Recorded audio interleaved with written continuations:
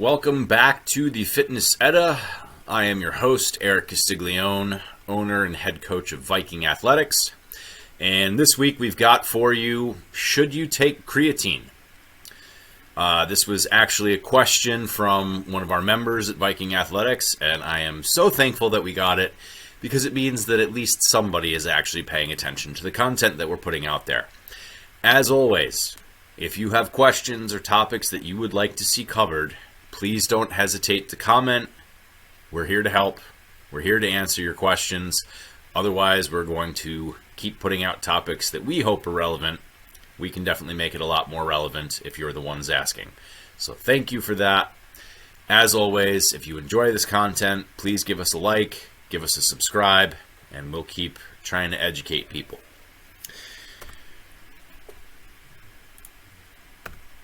Now, our overview today, we're going to go over a little bit of an introduction into supplements in general. We're going to talk about creatine, what it is, the different types of creatine, the benefits of it, both heavily researched and ones that are showing preliminary possibilities, a couple of drawbacks, and then we'll talk about loading protocols and how to take creatine. So, I don't want to go too far down the rabbit hole here. I could talk for hours on the subject, but if you've ever been in a GNC or vitamin shop or any other supplement store, and you look at any of the bottles in there that make some kind of claim, there's usually a cross or a star next to it, and it says, these statements have not been evaluated by the Food and Drug Administration. So prior to 1994, that didn't exist. If a supplement was sold, it was evaluated by the FDA to determine whether or not the claims that are made for that product held water. If they didn't live up to their claims, they weren't sold. In 1994, the Dietary Supplement Health and Education Act was passed. The big driving senator of that was Senator Orrin Hatch of Utah. The intended effects, and I put that in quotations for a reason, were to allow for naturopathic medicines and herbs to be sold. Now, why is that in quotations? The cynic in me likes to look at the donor lists, and two supplement companies, they were not naturopathic, they made dietary supplements, were two of Senator Hatch's biggest donors. So I believe, this was more of a money-making tool, because after this act was passed, the supplement industry became a multi-billion-dollar industry. So those were the so-called intended effects. The unintended consequences were that the entire supplement industry became completely unregulated. The FDA cannot investigate a supplement unless it has been shown to cause harm in people. So they can't do anything preventative, they're completely reactionary.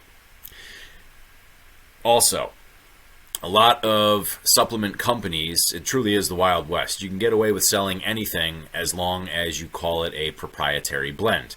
Now, the Act specifically says that if you are going to list something as a proprietary blend, you have to give the weight of that in the supplement, and you have to list the active ingredients by weight. So what a lot of people do to market things is they'll take a supplement that's been shown to work. Creatine's a perfect example, and we'll get to this when we get to the types of creatine. And if they call it, they want to save money, what they'll do is they'll take the active ingredient, put it in a proprietary blend, which is mostly them cutting it with flour. So they are reducing the amount of the active ingredient, replacing it with something cheap, which allows them to save cost and make more money by selling it for a higher profit, because it's, or higher profit margin. They're selling it for a higher price because it's proprietary. And again, the FDA has no power to go in and actually test these supplements now. So we got to be careful when it comes to supplements, because until something happens, These statements have not been evaluated by the FDA. And the other reason that I put intended in quotations is there was another proposed act that came about in 2002 that was going to give the FDA a little bit more power to regulate supplements. And Senator Hatch was a big opponent of it and helped it get shot down. So I'm a little skeptical as to his motivations. In 2003, an MLB pitcher named Steve Beckler died during spring training. And the autopsy found that he had died of heat stroke. His body temperature was 108 degrees Fahrenheit. And against the advice of his wife and his doctor, he was taking both ephedra and creatine. And they ruled that ephedra, this is when the FDA actually banned ephedra, which if you don't know anything about ephedrine or ephedra, it's synthetic adrenaline.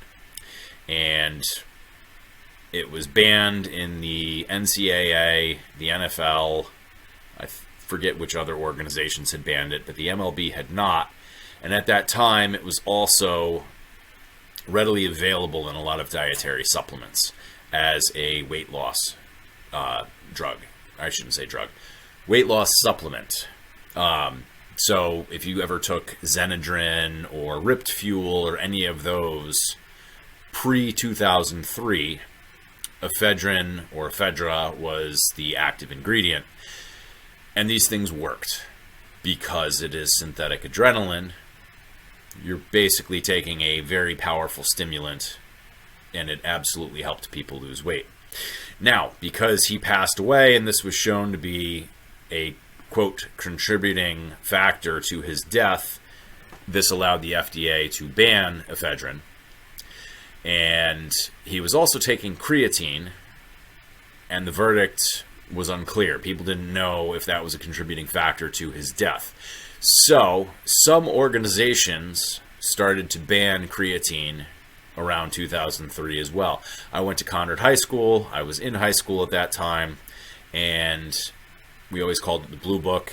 It was behavioral guidelines for student athletes. If you broke Blue Book by drinking alcohol or doing any other drugs or using banned substances, you would be kicked out of the sport and possibly expelled from school. So after Steve Beckler died, both ephedra and creatine were added to that list. So it was actually a banned substance when I was in high school. Since that time, creatine has become the most heavily researched supplement of any of them. I think caffeine is a close second, but it's been very, very heavily researched. So what is creatine? It's a naturally occurring organic compound found in vertebrates. It is, what does organic mean? In this context, when we're talking about chemistry, there's two definitions. Either it has a carbon-hydrogen or carbon-carbon bond, or in a more generic sense, it's just a compound that contains carbon. This meets both definitions, hence organic compound. So it occurs naturally in the human body, and it just goes to show that when they banned it, they really didn't understand what it was, even though it was first discovered, I want to say, in 1938. I might have my date wrong. It might have been even earlier than that. We've known about it for a long time, but call it an overreaction. People didn't understand what it did, so it became a banned substance. It is the primary component of phosphocreatine. That word should sound familiar to anybody that's ever taken the CrossFit Level 1 or read any of my blog posts in the past. We frequently talk about energy systems. Phosphocreatine combines with ADP to create ATP. ATP is our energy currency for our cells. It is literally what we use to power our bodies. The phosphocreatine system in particular powers high energy demand tissue and activity. So if we go to our energy systems here, the phosphagen, so basically an impulse. We're talking about activity lasting less than 10 seconds. That is high output. So a 1 rep max lift or a 10-second all-out sprint. That is the phosphocreatine system. Again, all three energy systems are working simultaneously at the same time. We just bias which one we're using depending on the activity and the effort that goes into it. So phosphocreatine powers that first energy system. And 95% of our body stores of creatine are in skeletal muscle cells. That makes sense. It is powering the phosphocreatine, that 1 rep max, high intensity, very short duration efforts. So, of course, it's going to power muscle cells. The remainder is in the blood and the brain, and that becomes important a little bit later.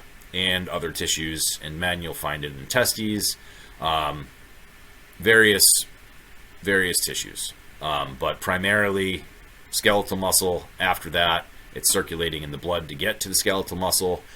It's also in the brain. Different types of creatine.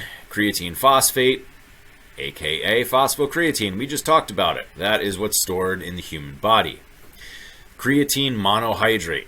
It is a creatine molecule combined with a hydrogen, single hydrogen atom, hence creatine monohydrate. This is the particular type that has been most heavily researched. This is the supplement that most people take. It is dirt cheap. It is ubiquitous because it's been shown to be so effective. And we'll get to the benefits of it in a minute. There's also, as a subcategory, we call it creatine anhydrous. That's where they dehydrate creatine monohydrate, and it's just pure creatine. So by weight, it's pure creatine as opposed to having the hydrogen in there. Micronized creatine, you might see that. Creatine monohydrate is usually sold as micronized creatine. It just means that very small particles, easily dissolved in water. Creatine anhydrous, obviously, same thing. You need to dissolve it in water in order to consume it. Then we have some other ones. I'll jump around here. Creatine magnesium chelate, creatrona, creatine alpha ester, creatine hydrochloride, also known as creatine HCl. All of these, what they've done is replaced the hydrogen molecule with something else. And the claim with a lot of these is that they are more easily absorbed into the body. Research does not back that up. These are basically excuses for people to sell you things and jack up the price. So if you're going to take creatine, stay away from those. Focus on the creatine monohydrate. The one exception to that, when we get into some of the drawbacks of creatine, some people have reported a little bit of gastrointestinal discomfort. If that is you and creatine makes you feel sick to your stomach, that's where the buffered creatine comes in, or the Cre-alkaline creatine. That has been shown to alleviate some of that. So for most people, creatine monohydrate is where it's at. Buffered creatine would be a substitute if the first one causes you discomfort. Liquid creatine, it has creatine pre-dissolved in it, and supposedly that makes it more readily absorbable in the body. Problem is, creatine is best stored in powder form, and so the longer it sits there, it's actually been shown to be less effective than powdered versions. So those are the different types. Benefits, the ones that have been most studied are the physical benefits. We see improved strength and power output. That makes perfect sense. Creatine helps fuel the phosphocreatine system, that high impulse energy system. So if we are saturating our muscle cells with it, we can easily replenish the phosphocreatine system. It makes sense that our strength would improve, as would our power output. Especially in older adults is what we say here. So what happens with older adults? Usually we see a loss in muscle mass.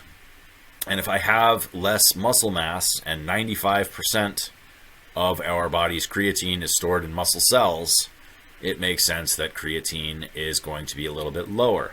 So if older adults are supplementing with creatine, they see greatly improved strength and power output. It's also true for general populations, but older benefits and other people that are possibly lacking in creatine, I would throw vegans and vegetarians in there as well. It depends on what you're taking and what your protein sources are. You can find a lot of creatine in red meat, but a lot of vegan and vegetarian supplements may be fortified with it, so you may see a better improvement in strength and power output with vegans and vegetarians supplementing with creatine as well. Increased lean mass. This makes sense as well. If I'm improving my strength and power output, we did a video on the 4 ways in which you can grow stronger, and one of them was increased lean mass. We call that hypertrophy. If I am getting stronger, naturally I'm going to increase my lean mass as well. That was true for both trained and untrained populations. Also, in trained populations, they have seen a reduction in body fat. And so if you're brand new to training, creatine is not going to help with that in particular. The training that you're doing in general may help with that, but the creatine itself isn't helping. Improved anaerobic performance. So again, if we go back to our energy systems, we have 2, glycolytic and phosphagen. These 2 energy systems, anything that's happening in the 0 to maybe 2-minute range, primarily dominated by these 2 energy systems. Given that our phosphagen is replenished by creatine, it makes sense that we would see improved anaerobic performance. We'll get to aerobic in a minute, but again, aerobic is in the presence of oxygen, anaerobic is without oxygen. The phosphocreatine system is powered anaerobically. There is no oxygen in that. We also mentioned that in addition to being stored in muscle tissue, creatine is stored in the brain. So, a much lesser studied benefit of creatine is the cognitive benefits. There is preliminary research to show some of this, but it is not nearly as overwhelming as the physical benefit research.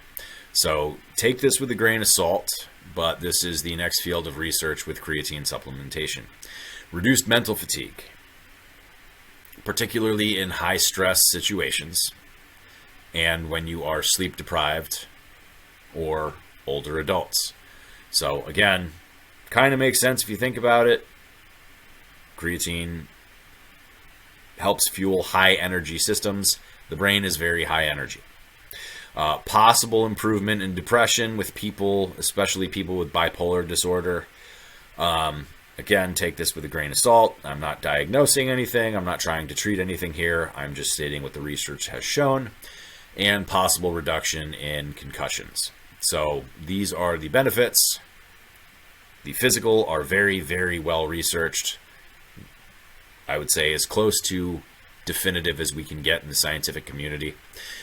The cognitive benefits, they're still doing research, so take that with a grain of salt. Drawbacks, there really aren't many. Gastrointestinal discomfort occurs in some people. When we get to the loading protocols, particularly people that are doing a front-loaded cycle, if they're taking a lot at once, they may experience some gastrointestinal discomfort. There's ways around that. Number 1 would be to change the loading protocol, which we'll get to in a minute. The other 2 would be to switch out creatine monohydrate for the buffered creatine.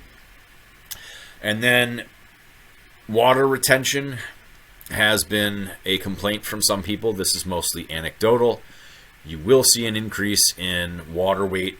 We're looking at possibly up to 4 pounds when you first start. The longer you stay on it, things even out. You get used to it. So for people that are concerned with aesthetics, water retention leads to them not looking or feeling as quote-unquote tight. They just feel bulkier. And due to the possible increase in weight, there has been, in some cases, a reported decrease in aerobic performance. And again, that makes sense, especially if we're talking runners. If I'm heavier, I'm probably going to run slower. I can tell you anecdotally that as I have put on muscle mass and focused more on strength as opposed to conditioning, I definitely feel it in movements that I have to move my own body weight. Running, jumping, burpees. Rowing, biking, the machine is bearing my body weight, not a big deal. But I'm guessing that those that reported a decrease in aerobic performance were runners. And again, they're carrying a little bit more weight than they're used to. So, not a whole lot with drawbacks here. If you're a marathoner and you're experiencing a serious decrease in aerobic performance because of 4 extra pounds, maybe it's not worth it. But for most people, this is a very small trade-off. And again, the gastrointestinal discomfort usually happens with people that are following the front-loaded loading protocol. So our goal when supplementing with creatine is to saturate our muscles with it so that we can it's readily available to replenish the phosphocreatine system. So the way to front load is we're taking 15 to 20 grams per day for 1 week. A typical scoop of creatine monohydrate is 5 grams. So we're talking 3 to 4 scoops per day for a week. If you do that and feel some gastrointestinal discomfort, spread it out throughout the day. Don't take it all at once. Do 10 grams in the morning, 10 grams in the evening, and that's a way around the gastrointestinal discomfort. After 1 week, your muscles are saturated, 3 to 5 grams per day after that. That'll keep them saturated. So again, that achieves saturation in 1 week, and it's just maintenance after that. Then there's the constant loading protocol, which is 3 to 5 grams per day. You will achieve saturation in 1 month. You can keep doing 3 to 5 grams per day after that, and again, you're still in maintenance. So it's really just a matter of what you want to do. There's no wrong answer here. Just bear in mind that the people that usually experience the gastrointestinal discomfort are doing the front-loaded protocol. Again, you can switch out for buffered creatine or just try to separate your doses throughout the day. The other thing that we used to see in the past was, we're going to do creatine for 8 weeks. I'm going to load for 1 week. I'm going to maintain for a few weeks, and then I'm going to cycle off it. Yeah, that is a thing of the past. We don't ever need to cycle off creatine. The only things that you really need to cycle off, we're talking about anabolics. When we get into steroids and things like that, that is well beyond my area of expertise. But from what I know of it, if you are constantly taking anabolics, that is when you suffer hormonal side effects. That is when for men in particular, they get the shrinkage that everyone's afraid of, back knee, hair growing in odd places. And usually that's reversible as soon as you cycle off of it. So the cycling of a supplement is usually reserved for anabolics, and creatine does not fall into that category. So you do not need to cycle off of it. Verdict: yes, you should take it. At worst, it's a placebo and doesn't do anything. I do believe that even endurance athletes, you have bouts of high power. You're running up a hill. You're doing a sprint to the finish. If your muscles are saturated with creatine, you will be able to use it. And again, given the cognitive benefits, like I said, it's not well researched right now. But at worst, again, it's a placebo. So I'm a big proponent of taking creatine, especially if you're doing any kind of resistance training or training in general. And for most people, take creatine monohydrate. For those that have the gastrointestinal discomfort, take the buffered creatine. As far as where you should get it from, it doesn't really matter. Just take a look at the ingredient list. Make sure it is pure creatine monohydrate and they don't have any other additives. Creatine monohydrate is dirt cheap. I believe I get my 1 pound tin for like $17. It might be 2 pounds, I don't remember. But it's cheap. The stuff that is more expensive is usually what leads to water retention because there's all sorts of additives and other shit in there. You don't need any of that. No matter what the claims are, more readily absorbed, etc. None of that is true. That is all marketing bullshit to get you to spend more money. Creatine monohydrate is readily available. It is dirt cheap. It has a slew of benefits, not many drawbacks, and honestly, at worst, I say it's a placebo. So I am a big proponent of it. But again, that's me. I get no money for doing this. I wish I did, but mostly we just want to inform people. And as I said, it was a banned substance when I was in high school, and I know a lot of people that went through that as well, and they're still curious about it. So I hope that's helpful. For other questions on supplements, I recommend going to examine.com. They do a great job of breaking down all the research surrounding supplements. They talk about benefits. They talk about the weight of those benefits, the statistical significance within studies. If you're scientifically literate, that'll make sense to you. The magnitude of the effect is a big one. So for a while, apple cider vinegar was pushed. You know, if you take a tablespoon of that a day, you can mobilize some brown fat and burn it a little better.